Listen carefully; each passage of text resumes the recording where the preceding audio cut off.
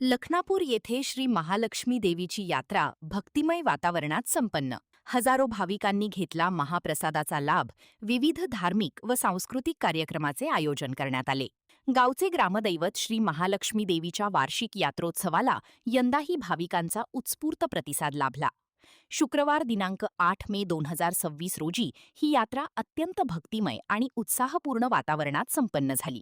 पहाटे 5:15 देवीचा अभिषेक व विधिवत पूजन करून यात्रोत्सवाला प्रारंभ करण्यात आला.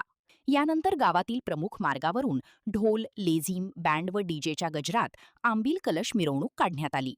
गुलाल आणि भंडाऱ्याची उधळण करत महालक्ष्मी देवीची पालखी मिरवणूक काढण्यात आली. गावातील महिलांनी पारंपरिक वेशभूषेत मोठ्या उत्साहाने या मिरवणुकीत सहभाग घेतला. आंबील कलश मिरवणूक मंदिर परिसरात आल्यानंतर मंदिराची प्रदक्षिणा घालण्यात आली.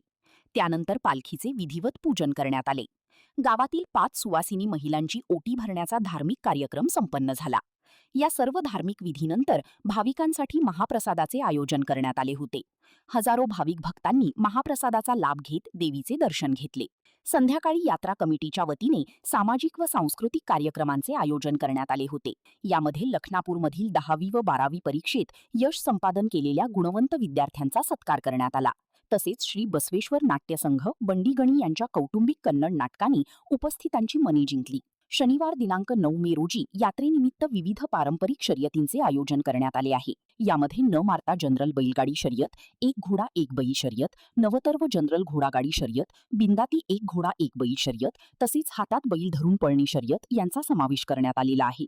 शनिवारी सायंकाळी संजय कुमार गोरड निर्मित रजनी गोरड प्रस्तुत ऑर्केस्ट्रा धमाका म्युझिकल नाईट कोल्हापूर या कार्यक्रमाचे आयोजन करण्यात आलेले आहे. यावेळी श्री महालक्ष्मी यात्रा कमिटी अध्यक्ष दयानंद भराडे, उपाध्यक्ष शीतल रोटे, सेक्रेटरी महादेव नाईक, खजिनदार देवराज भोजे, सदस्य विक्रम भराडे, सुनील अंबुस्कर, स्वप्नील नाईक, कविराज भराडे, रामा भांदुर्गे, विकास गुरव, उत्तम केसरकर, युवराज मगदूम, शुभम रोटे, दयानंद सूर्यवंशी, गणेश लोकरे, संजय देसाई, गंगाराम नाईक, युवराज देवणे यांच्यासह कमिटीचे पदाधिकारी, भाविक भक्त, युवक वर्ग, महिला मोठ्या संख्येने उपस्थित होते.